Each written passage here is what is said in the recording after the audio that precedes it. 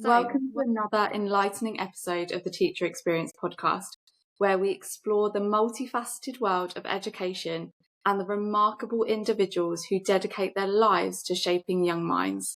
We are your hosts, Miss Wild and Miss Dearman, and today we have a truly inspiring guest who brings a wealth of knowledge and practical wisdom to our show.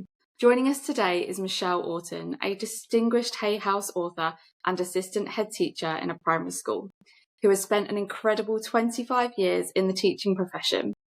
Michelle's latest book, What Happy Teachers Do, introduces a transformative 3-step self-care system designed to support educators both inside and outside the classroom. Michelle's journey doesn't stop there. Over the past 8 years, she has embraced the powerful practices of mindfulness and emotional freedom techniques, EFT. Within this, it is tapping, discovering the profound impact on her ability to thrive as a teacher, mother, and wife. Her dedication to maintaining balance in her life has led her to become an EFT tapping practitioner and a mindfulness-based stress reduction teacher. In today's episode, we'll delve into Michelle's extensive experience, exploring how mindfulness and tapping have revolutionized her approach to education and personal well-being. We'll uncover practical strategies from her book that can help teachers cultivate happiness and resilience, ensuring they bring their best selves to the classroom each day. So whether you're an educator seeking to enhance your well-being, a parent looking to support your child's teachers, or simply curious about the intersection of mindfulness and education, this episode is packed with insights you won't want to miss. Stay tuned as we welcome the incredible Michelle Orton to the Teacher Experience podcast. Michelle, welcome and thank you for being here today. Thank you so much for having me. And wow, what an introduction. Thank you so much. I sound really good when you say that. Thank you. It's a real honour to be here today. Please could you share your what went well from this week? My what went well is a big one actually for me, because I got my first copy, like the advanced copy of the book this week, which has been very, very exciting. So this has been a long time in the making and lots of work. So yeah, that's my what went well, is kind of an amazing wow this week. So yeah, that's been huge this week. My even better if it's end of term. It's always busy the end of term, and I had one night this week where I just didn't sleep very well, and my even better if was actually I recognised that I worked a bit too late and I didn't have all my self-care strategies in place. So even better if, remember the things that you're telling everybody else. That's so exciting for you and really a big well done. With regards to your even better if, I think we've all been there, those nights that we don't do our self-care strategies and then we can't get to sleep and we lay there going, I've just done everything I tell people not to and now I can't sleep. It's so typical, we all do it. But yeah, I think a big reminder for everyone, make sure you do your self-care strategies, especially this last week of term, where it can get a bit harder. We're really tired, but those children do essentially deserve the best education till the end. So our second question then, can you share a bit about your background and what inspired you to write your book, What Happy Teachers Do? Yeah, so I've been teaching, as you said, for 25 years, and I've seen lots of changes in education, in all honesty, in that time.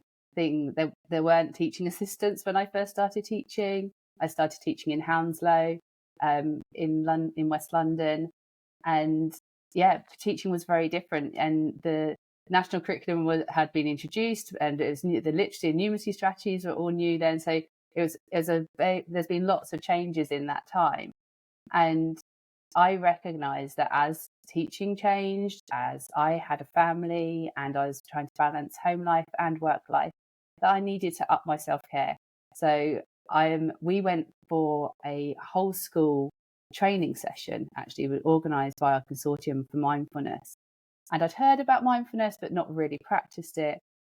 And within doing a short practice in that session, I was like, oh my goodness, this is revolutionary. It really makes me feel calmer really quickly. And I just felt so much more clarity. So I investigated it further. I went on to do mindfulness courses, which I really enjoyed doing, both self-led and practitioner-led courses, before deciding to train, as you say, to be a mindfulness-based stress reduction teacher. and also to do children's mindfulness as well. So I went on to look into that too. And then I discovered tapping about 5 years ago, and I discovered it online. Actually, I was just looking through a social media platform. I was like, oh, that's really interesting. What's that about? And I tried doing it, and I was following the tapping solution. So Nick and Jessica Ortner, or they run the tapping solution, and they do incredible work. Actually, they provide online tapping world summits every year for free, which go out to anybody who wants to join up. And they have all the lead practitioners on there and people who are doing the latest research.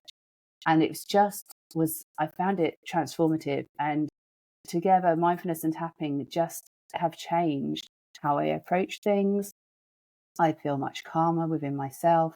I think that calmness comes with me into the classroom. It makes a massive difference because it helps you or both mindfulness and tapping help you to respond rather than to react.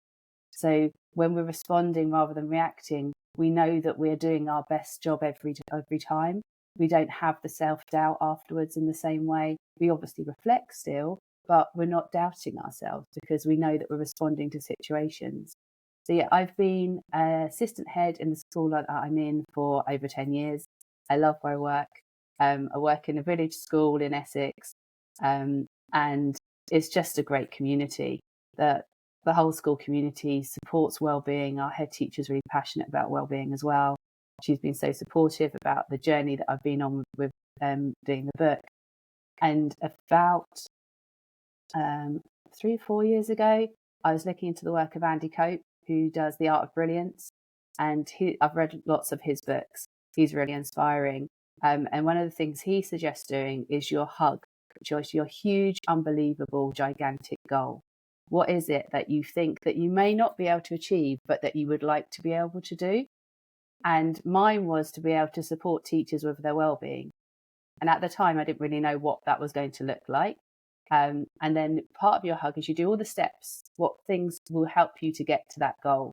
And the lowest part of it is about what can you do every day or every week that will make a difference to you or the people around you. So things like I journal every night before I go to bed. That's something which actually makes a real difference to me. Things like eating healthily, doing exercise, things which are like the core well-being things. I know that if I do those regularly, then I show up as my best self. And then that makes a difference to what I do and the choices I make and what I can then achieve.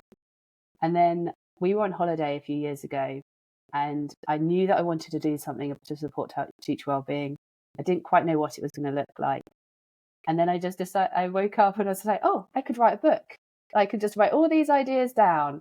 And that's what I did. And I started the last night of the holiday. I didn't sleep. I was up all night just writing down ideas. I had so many ideas coming that I just wrote the whole night.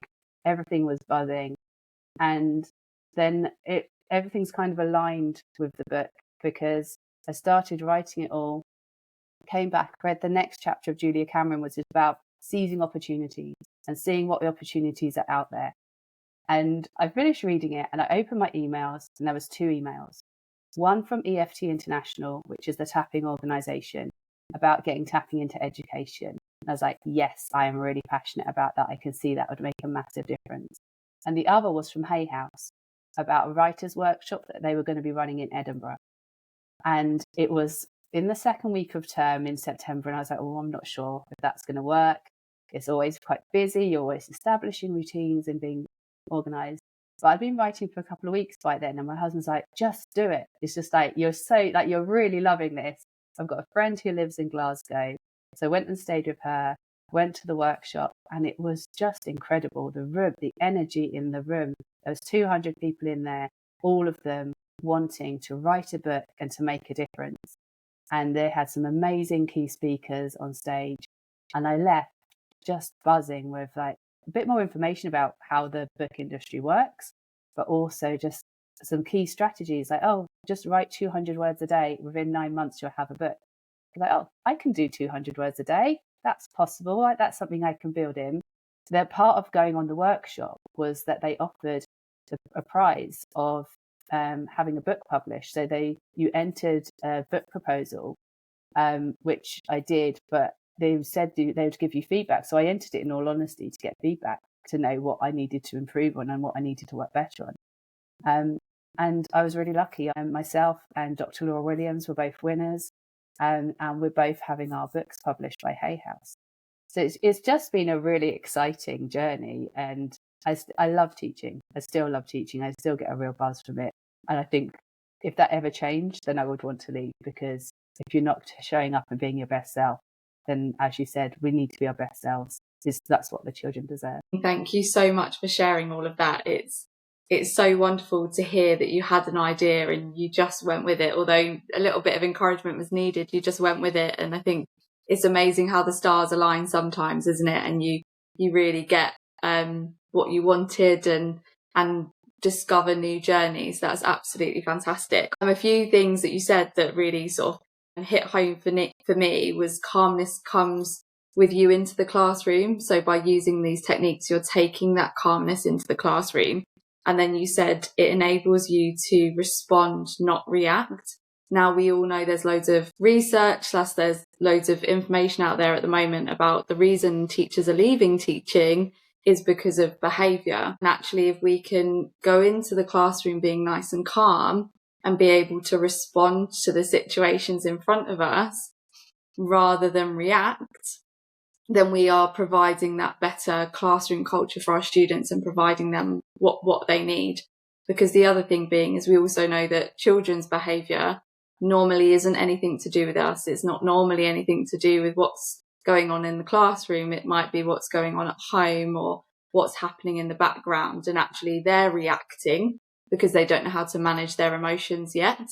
So we need to be the ones that go into the classroom nice and calm, use our own techniques because we understand our emotions better, so that absolutely we can respond appropriately and not react with more emotion and more stress, which hopefully in the long term means that we get to keep fantastically passionate teachers, because there are so many of us, and I think education and the students of the UK really deserve us to stay there, be passionate and be calm and ready to respond. So thank you so much, and I'm glad you found this journey and you're doing everything you are. It's really inspiring. So I guess my next question would be, why do you believe self-care is particularly important to teachers based on your experience, and have you got any specific self-care strategies that we could talk about?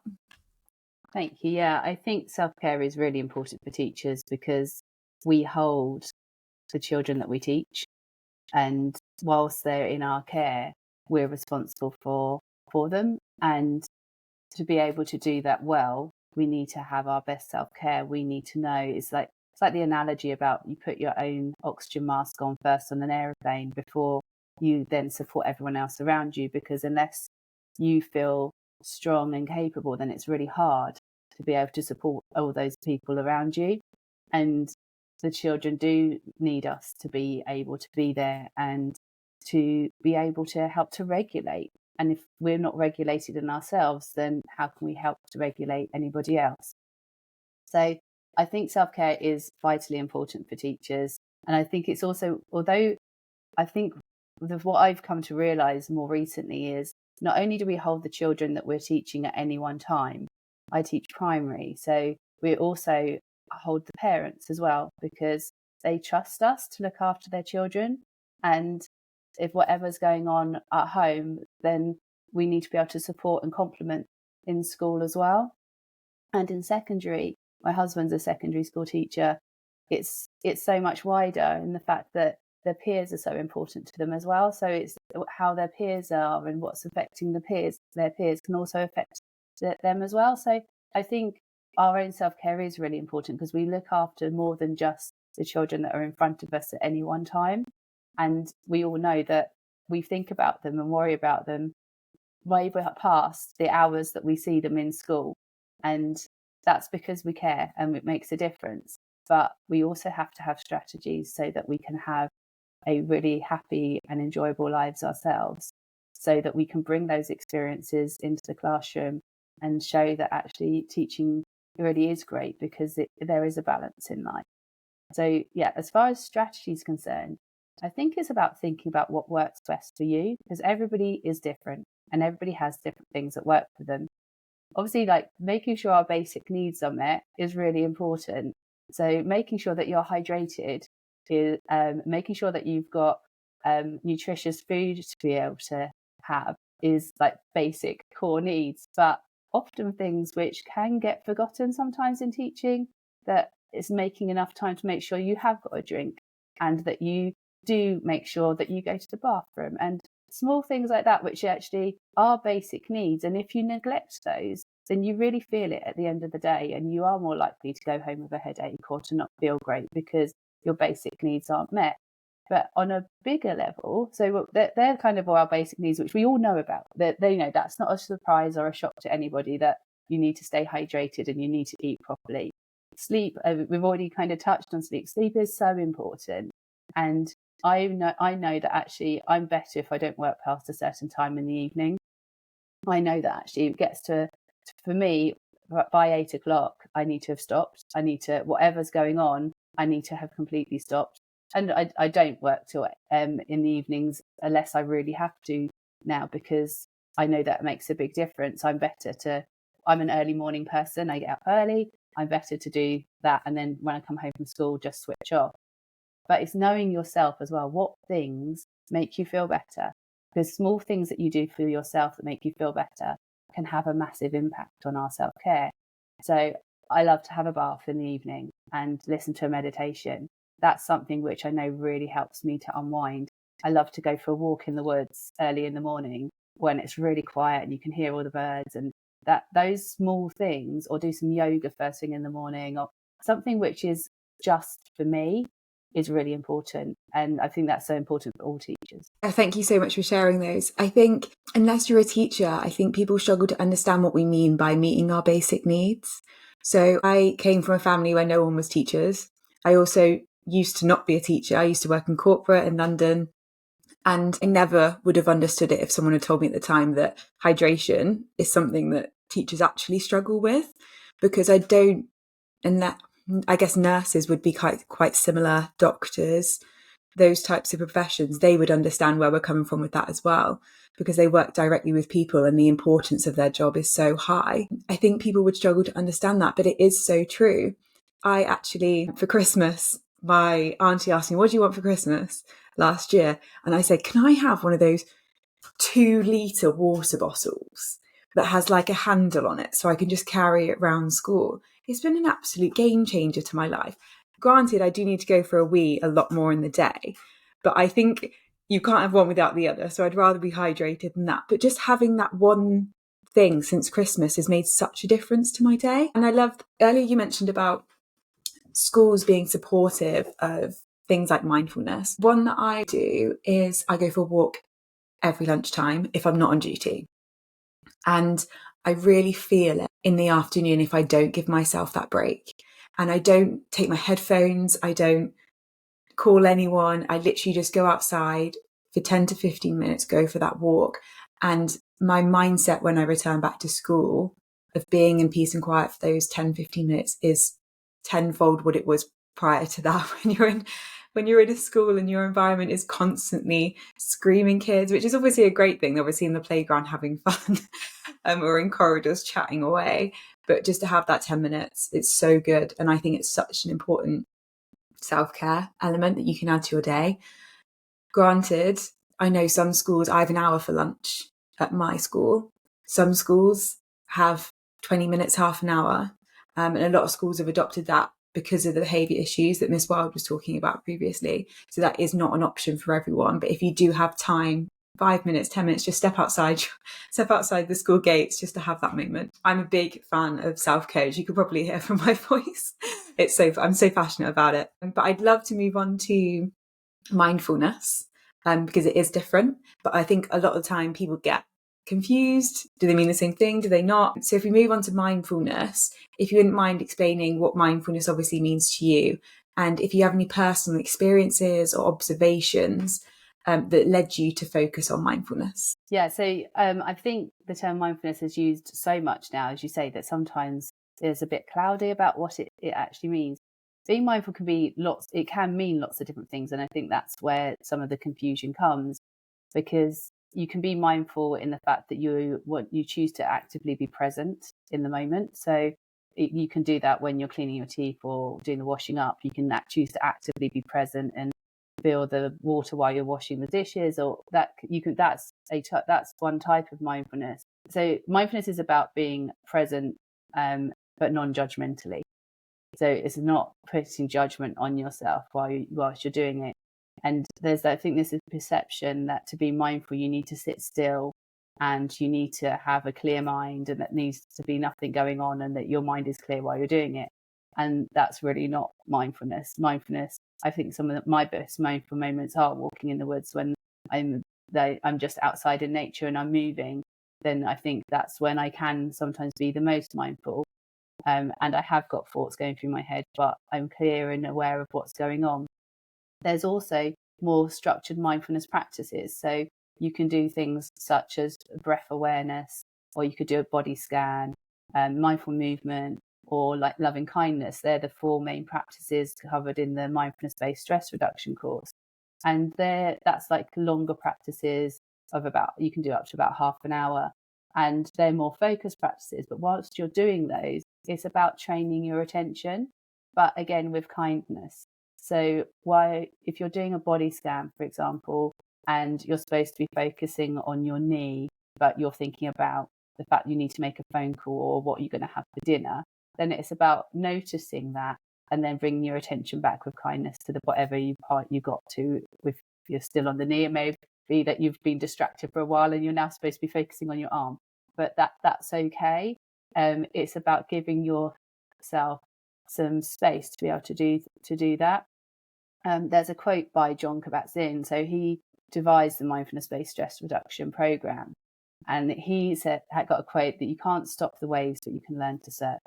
And I think that's so true with teaching, that there's always new things coming. We never quite know what we're going to get in any given day. And I think that's what most teachers really love about the day, in all honesty, is that no 2 days are ever the same. But you can have lots of different things coming, but we can't change that. But we can choose how we navigate it. We can choose how we sail our ship through those waves. And I think that's what the beauty of mindfulness is. It gives you different strategies to be able to just have that pause, so you can choose how to respond rather than react, like we talked about earlier. Would you like me to share a couple of practices that people could do? So something which I use all the time is called the STOP technique, which stands for stop, take a breath, observe, and proceed. And you can do this for a longer practice if you need to, but it's really helpful in the classroom and with teenage children, in all honesty, with my own experience at home. It's really helpful to have a technique where if something's happening and you recognise that you're being triggered, or that you want to think about how you respond to a situation, just stopping yourself. And you can physically stop yourself and just stand still in the middle of the classroom if you need to, but you can do it while you're moving.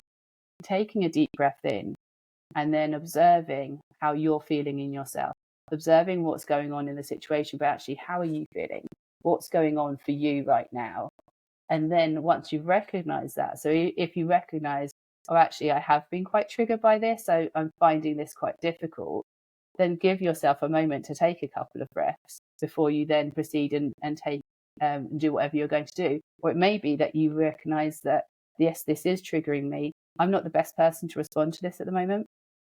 It would be better in this situation for somebody else to deal with this, or it would be better for me to acknowledge what's going on and to say that, actually, I acknowledge that this is how you are behaving. I acknowledge what the response that the child is showing at the time, and I'm just going to give us both a couple of minutes, and then we'll have a talk about it in a minute. So I think it's really easy for us sometimes to not give ourselves thinking time. We have to make so many moment by moment decisions in teaching, and it happens so quickly that our brain sometimes doesn't have time to catch up. And then what happens is we then procrastinate afterwards and worry and beat ourselves up about decisions that we made in a moment. So by being able to just slow things down for a short time can make a massive difference. So yeah, stop technique is something I use lots of the time in the classroom. Another technique which is really useful that you can do in the classroom. You can have, it's called feet on the floor. So you literally just make sure your feet are on the floor and you're just grounding yourself in that moment. And by focusing your attention, taking all your attention down to your feet, then you are going furthest away from your brain that you can. And it just gives your brain time to just calm down and then be able to think about what you're doing. If we've had a really difficult situation in the classroom, then just giving ourselves a moment to do something like focusing on our feet, or to just stop and just doing a breathing technique, putting one hand on your chest and one hand on your belly, and just giving yourself, even if it's 5 breaths, and really concentrating on your breathing, can have such an impact on how you feel before you go into your next lesson. Often we feel like we just have to keep on going, but it's not an endurance test. This is life. This is our everyday. So we need to build in these small moments. Like, I love the fact that you're going for a walk at lunchtime. That's amazing. It's so good for you, for your whole well-being, because it's giving you a complete break from the environment as well. And sometimes that's really hard to be able to have that break. So yeah, just giving yourself moments. You're not likely to be doing a long practice in the middle of a teaching day, but you can do it at the end of the day, or you could do it before your day starts. So you're giving yourself the opportunity to feel calmer.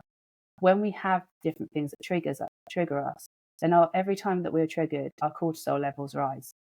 And every time they rise, that causes a spike in our bodies. You're the scientist, you can tell me that I'm probably telling you some of this wrong, but it causes spikes in your bodies. And actually, when your cortisol levels do keep rising, it causes constant stress on the body.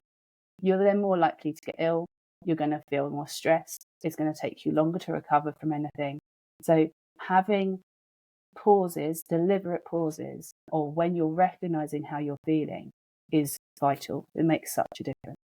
And then it helps your cortisol levels to reduce. Thank you so much for sharing those. That was really, really interesting. I love the stop technique, because we often tell the students to stop, think about what their response is going to be in a situation. And actually, it's so easy for us not to do that. So I think for all teachers to use the stop technique is amazing. And they absolutely should do that during every practice, during every lesson, because we are faced with so many decisions to make and so many situations that it's so easy to just react, and it's not normally the right thing to do. So just to stop, like you said, take a breath, observe what is happening in the classroom, and then think about, how am I going to proceed with this situation? I also really liked the fact that you said about sometimes it's not us. We're not the right person to deal with that situation at the time. So using a support system in the school to say, I do need to deal with this situation, but I'm not the right person right now, because me and this student aren't seeing eye to eye. So I'm going to pass that over to someone else, and then we'll come back to that later. So I think that was really, really powerful. I think a big part that stood out for me was when you said, this is not an endurance race, this is life. That was really evident to me when I first started teaching, when I did my ECT years. I think we move because we have to, because this is the format of teaching. We move at 1 million miles an hour.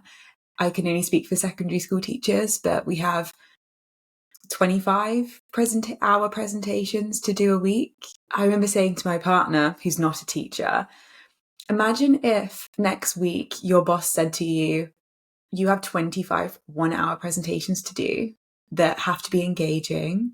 They have to have resources attached to them that you can give to the people listening to you. Oh, and also the people listening to you might not want to listen to you. And it wasn't until that moment when I said that to him that he was like, oh, that would be, if my boss said that to me, I'd say that's not achievable. And then I said, and then you have to do that for 6 weeks in a row. That's how busy our life is. When I first started teaching, I was just scared. I was looking around and I was thinking, gosh, how am I going to make this sustainable for me? Because I love this career. I've done other things and I know that's not what I want to do. And I love this. So how am I going to make this sustainable? And it's having these conversations, and we need to be putting that message out there, because 1 in 5 quit teaching within the first 5 years. That's a huge amount. So we want to retain as many as we can, because when people want to come to this profession, it's lovely. And you're a certain type of person if you want to be a teacher. So let's keep them in when we can. Do you have any specifics in terms of how mindfulness practices can improve the classroom environment and student-teacher relationships? We kind of touched on it, but do you have any more specifics that you'd like to add? Yeah, so I've also do mindfulness with the children that I teach, and I think that's really important to share as well, because if you're struggling to get practices in, but you know that it would benefit you, then that can be a way that you can support your students and yourself and any other adults in the classroom at the same time. So as a whole school, we do short mindfulness practices as part of our PSHE work. I think it's really powerful to teach children different regulation techniques, and mindfulness is great for being able to do that.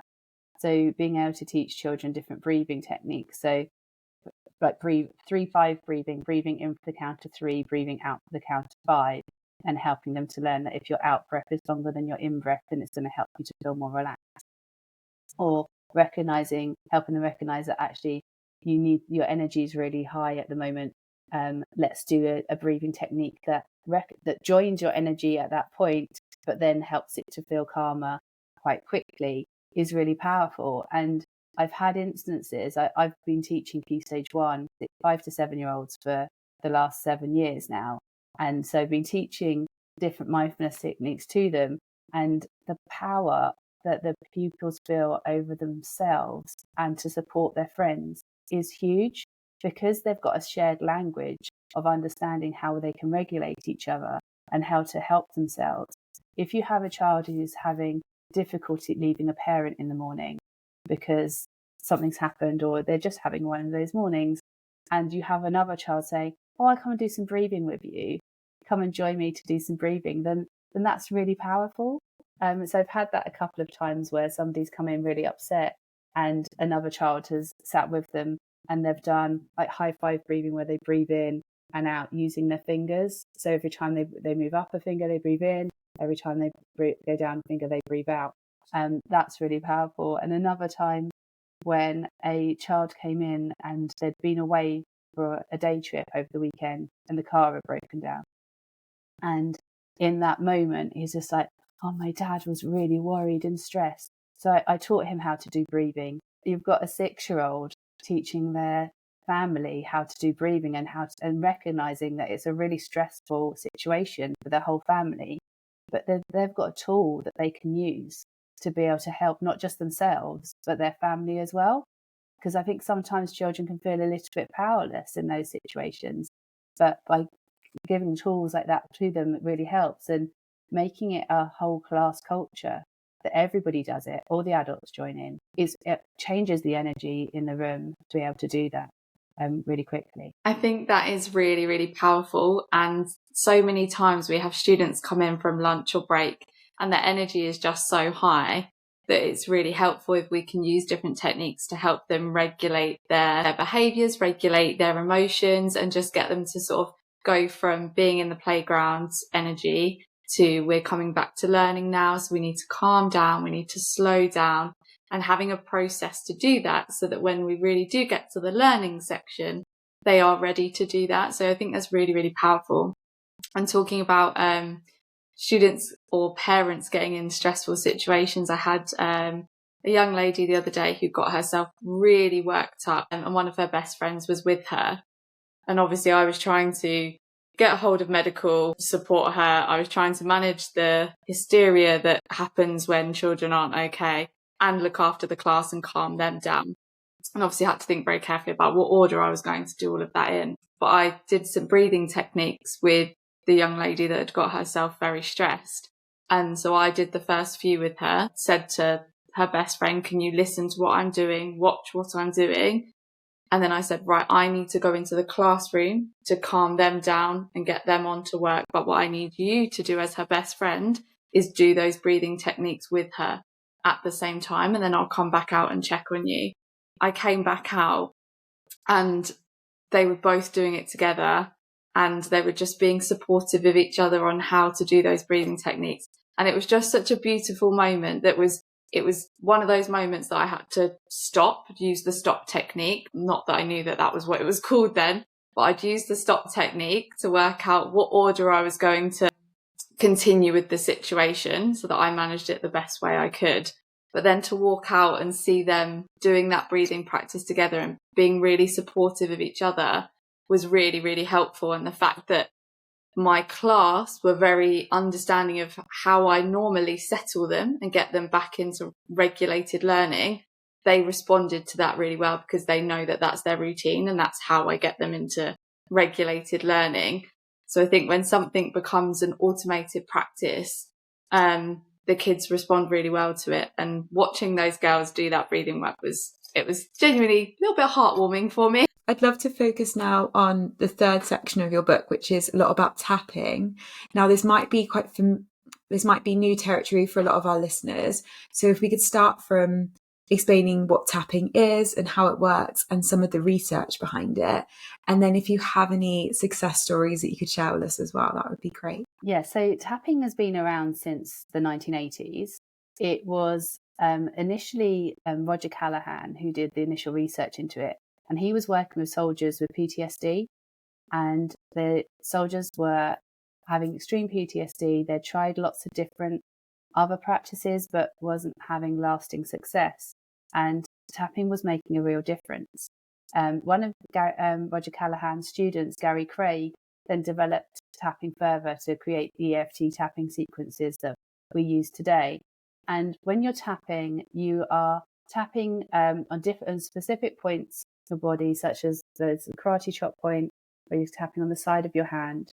You then tap on your eyebrow points, so the corner of your eyebrows, then the sides of your eye, under your nose, your chin, your collarbones, under your arm, and the top of your head. So they're the main tapping points that you use. And by doing those tapping points, just the actual tapping itself helps to lower cortisol levels. So the tapping helps to lower cortisol levels. But when you also in tapping, you acknowledge how you're feeling, what's going on for you in that moment. So you always start, when you're tapping on the side of the hand, you start with an even though statement. So even though I'm really worried, or even though I'm feeling stressed at this moment, or even though I've got a lesson observation coming up, or even though I've got to speak to a parent after school, or even though we've got an inspection today, whatever it is that's going on that you're worried about, you tap that in to start with. And you start with the negative because that's how we're already feeling. We've already got those things. We're already experiencing those emotions, and we're acknowledging them. We're recognizing that this is where we're at and this is how we're feeling. You then tap around the other points. And if it is that you were worried about meeting a parent, then you say, I'm worried about this conversation with a parent. You tap with 2 or 3 fingers on each point, and you can tap on one side or the other side of your body, or both sides at the same time, whatever feels most comfortable for you. And you just say it, tap on, oh, I'm feeling worried about meeting a parent by tapping on your eyebrow point. And you can repeat the same statement over and over again if that's helpful to you. But it may be that different things come up and you recognise, oh, actually, I'm worried about talking to them because last time I had to speak to them, they were quite aggressive in their stance about how they spoke. Or I'm worried about speaking to this parent because I've also got another meeting after school, and I want to be able to give this parent time, but I'm worried about time and pressures. So recognising and acknowledging what it is that's causing you concern and tapping that in, it helps to process everything, but it also helps to access your subconscious. And if there's anything else that's going on that we're not necessarily aware about, oh, yeah, I'm worried about this because of this, or because this happened before, and recognising makes a massive difference. Tapping, I mean, mindfulness is great, but tapping creates shifts so quickly. We talked about changing the energy in the room with mindfulness. Tapping can change the energy in the room in seconds. It is so powerful. So when you talk about an after break or after lunch, when the energy is high, and it's so hard for the children to transition from being high energy to then, now you're reading, or now we're doing this work. And if we think about it logically, of course it's going to be difficult. Like as adults, if we were running around and screaming and then we were expected to come and sit down immediately, we know how we feel in the start of a staff meeting. Nobody comes into a staff meeting and just sits down ready to learn, because everybody needs time to process their day and what's been happening. So being able to have strategies such as tapping, where you can go, right, everybody in the class, everyone do this. And obviously in primary it's slightly different. So in primary this works brilliantly. In secondary you could definitely use tapping, like we were talking about with the girl that you had the other day. You could use tapping to be able to help her straight away. It's really great to be able to discuss with children if there is something that they're worried about, and just asking them, while you're telling me, just tap while you're telling me what's going on, because you're allowing them to not only express what it is that they're concerned about, but you're helping to regulate their body at the same time. Tapping, as far as teaching is concerned, I've done all of the tapping scripts which are in the book. There's one chapter which is for general life, things that everybody experiences. Everyone has times when they feel anxious.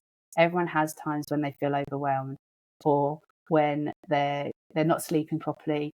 So that was one chapter which is just about general tapping, and there's tapping scripts that you can follow along to be able to. It tells you all the words to say. It tells you which points to tap on whilst you're doing it. And then there's one chapter which is just for tapping for teachers. And I really thought about what the pressure points are in the teaching year, or different things which make it that we do take home. The things which actually, things like if you've had a safeguarding issue, they're the things which you can't leave at the school door. You take them home with you. You worry about children, but you also need to have strategies to be able to know that you've done the best that you possibly can in that situation, and that you need to rest to be able to do a good job again the next day. And I think that's where tapping for situations like that makes a massive difference. You asked about examples of when I've seen success in tapping. I've had success in my own experience. So last year I needed to contact a parent who had a child with very complex needs, and I knew that this parent was upset because she was trusting our child in our care, the care of her child with us, and she was questioning something that had happened. And I knew that her child had been completely looked after at all times, and her child had the best care at all opportunities. But she didn't know all of that, and I needed to be able to speak to her and be able to explain what happened.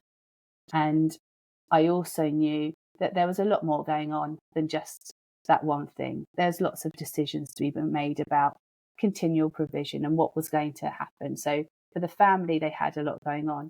So I used tapping myself before making the phone call.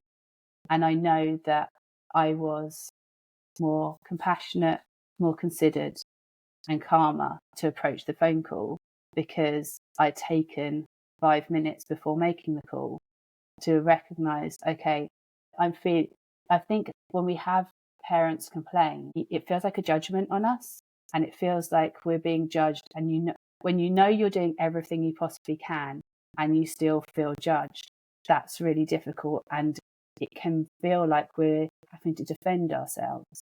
Whereas actually what really needed to happen in that situation was that I needed to show compassion and I needed to listen, because this wasn't about one thing. This was about lots of things. And the parent needed understanding from the school to know that actually we really have got their child's best interest at heart, and what different things we could do as a school to be able to support the family. I've also used tapping with the whole school. So when if I'm leading whole school assemblies and the energy's gone high because something exciting's been announced, but actually they need to calm down, then I'll do tapping with the whole school as well, as right, everyone do this. And the energy, especially when the adults join in as well, the energy changes instantly, because in those situations when you're in a whole school assembly and the energy has gone up for whatever reason, that then can feel quite triggering for some teachers, and feel the need to, again, it's sometimes it's about, we feel people are going to judge us if we aren't able to calm down the children who are sat near us, or in our form or in our class. Whereas actually if everybody joins in and the energy feels calmer, then it feels much safer for everyone. I think every teacher listening would have experienced that moment where they feel like they're being judged by a parent. It is really difficult, and in that moment you do get quite emotional, because every teacher I know that's in the profession is a teacher for a reason, and we always put the kids first. Every teacher does. You wouldn't go into this job for the money or the status or anything like that. We're there because we want to do best for the kids. And then when someone, or you perceive someone as someone attacking that, it is really hard to deal with. And the natural emotion as humans is to get defensive. So just taking those 5 minutes and implementing this technique of tapping would actually be really powerful in that moment, because I mean, unless it comes with experience, I'm only 4 years in, so I wouldn't know. But I think a natural human reaction in that moment is to get really defensive, because we are just there to be there for the kids, and we do as much as we can. So Michelle, your book, What Happy Teachers Do, is out very soon. So could you please tell our listeners what the book is all about? And then if you could take us through a tapping practice, that would also be amazing. Thank you. Yeah. So What Happy Teachers Do has got 3 main parts. There's an introduction, which just tells you a little bit about how I came to write it and my teaching career. And then the first part is all about self-care. And there's 3 chapters on self-care. And I think the one which will have the most impact is about the teaching year, and the fact that teaching's so cyclical, and that we have things that punctuate the teaching year. And we talked earlier about the fact about sustaining for a half term and what that looks like, and also about the cyclical year starts in the summer holidays, and the end of the summer holidays feeling like a time which at any other time in the year, a week's holiday is something which is cherished, but the last week of the holidays can feel quite different, and it can be a time when we feel like we need to really prepare. So there's all about the teaching year starting from the end of the summer holidays, about when you go from being refreshed to bombarded within the first few weeks of the term, how you feel as the term progresses, about different things which punctuate the school year, things like sports days and parents' consultations, and how we can look after ourselves in those different times. There's also about basic self-care, some of the things that we talked about earlier about sleep, hydration, but lots of short practices that you can try. There's things to ponder sections in the book. So things that you could use as just things to think about, but you could also use as journal prompts if you wanted to dig deeper into how to develop your own self-care system, about what works for you.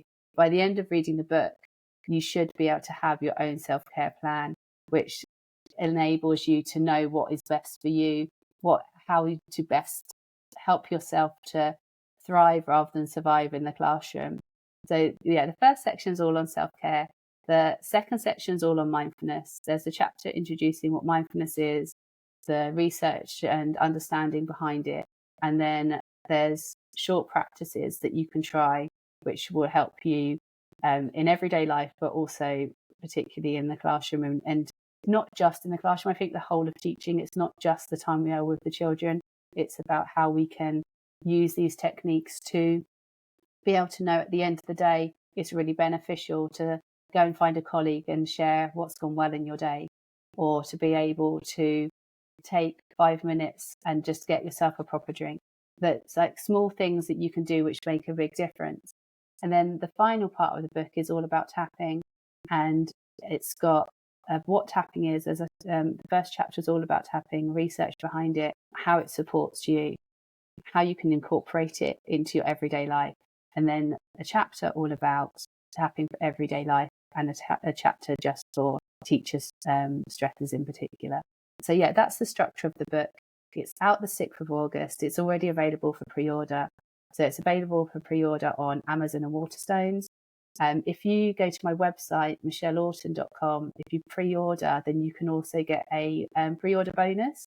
So anybody who pre-orders, there's a free teacher wellbeing toolkit that you'll be sent, which has got a meditation, tapping practice, and some self-care tips to be able to help at the end of a busy day to feel a bit better. And if you did all of those each day, then you'd have a happy life. It would make a big difference, I think, to everybody. So that's the structure of the book. We talked about doing a short practice for tapping. So I think this episode is coming out in the middle of the summer holidays. And I think as teachers, we know that the summer is so important. It's the time when we can completely recharge and re-energize ourselves, ready to be the best version of ourselves for the pupils we teach when we go back in the autumn term. So I think with that, though, comes a bit of pressure, because we feel like we have to not waste this holiday, that we have to make the most of it.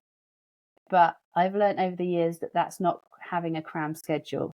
It's having a balance. It's about giving yourself time at the beginning of the holiday just to recover, having a slow start to the holiday where you can just potter around and get small jobs done that don't get done in term time. Things like dental appointments, I always find end up happening around then, and just different bits which are busy, but you're productive, but you're not overwhelming yourselves.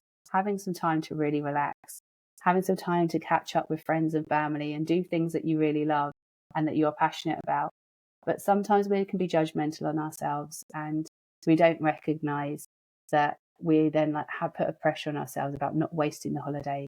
So we're going to do a short tapping session on not wasting the holiday and recognizing what's going on for us at that time. So I'm going to ask you to place your feet firmly on the floor. Just give your shoulders a slight roll back. Take a deep breath in and let it out. And then just gently start tapping on the side of the hand. So you can follow along to me. I'll explain what we're doing as we're going. And whatever I say, you can just say out loud, or you can say in your head as we go through each point. We're going to start with the karate chop point. We're going to be tapping here 3 times before moving on to the eyebrow point. So even though I'm worried about wasting my holiday, I deeply love and accept myself.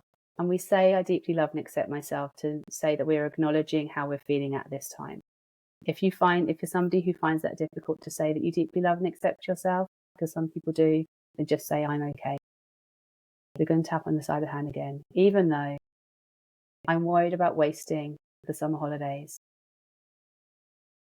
I deeply love and accept myself. And one last time. Even though I'm really worried about wasting the summer holidays, I deeply love, honour and accept myself. And tapping in your eyebrow point. And you can tap on one side or the other side, whatever feels most comfortable for you. I'm just going to tap on one side so you can see what I'm doing a bit easier. So I'm worried about wasting the summer holidays. Side of the eye. I was so ready for the holiday as I was feeling so tired. Tapping under your eye. Tapping this under your eye here, that's great. Worried about wasting the summer holidays. And your nose. I know that I need to recharge.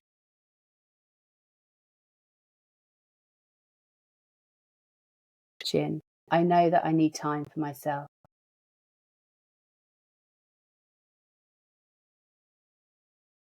Collarbone. Because then I can be the best version of myself when I go back to school. Under your arm. So far, I've done, and think about what things you've done in your holiday.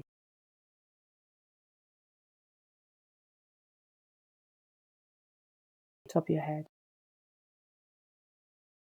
I recognise how I feel about how I've used my holiday so far.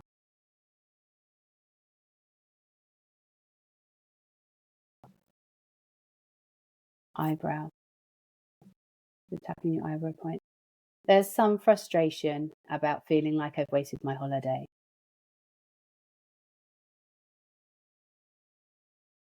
Side of the eye. Feeling like I've had days when I've not achieved or done anything. Under the eye. But I've needed those days. Under the nose. I've needed time just to be. Chin point. I've needed time just to be. Collarbone. My body and mind needed time just to be.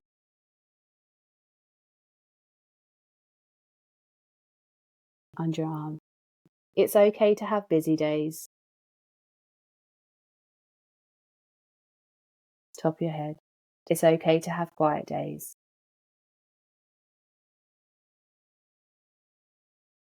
as long as I choose to look after myself. Okay, and gently stop tapping and take a deep breath in. And let's let it out. Now, often when we do tapping, we give ourselves a number at the beginning of the practice, between 0 and 10, with 10 being the most triggered that we're feeling, because we were tapping on feeling that we're wasting time rather than something which is very triggering for us. We didn't need to do the number in this stage. You'd normally then go back to the number at the end. We also did a shorter practice. Often you'd go around 3 times as one round, and then you do as many rounds as you needed to. But just to give everybody an idea about actually how much calmer you can feel, and how tapping just gives you time to be able to process what you're feeling and what's really going on for you, can help to alleviate even the smallest of frustrations, such as feeling like we're wasting our own time. Michelle, it's been an absolute pleasure to have you on. We can't wait for your book to be released, What Happy Teachers Do. Can you please remind our listeners what date that will be available? Yeah, it's available from the 6th of August, but it's available for pre-order now on Amazon or Waterstones if you want to get it beforehand. And we would recommend that you watch at least the last section, just so that you can do the tapping along with Michelle and us, as it might be a better experience for yourself. So even if you have just listened, just go onto YouTube the next time you would like to do a tapping practice, and then you can go along and see how to do it as well as just hear how to do it.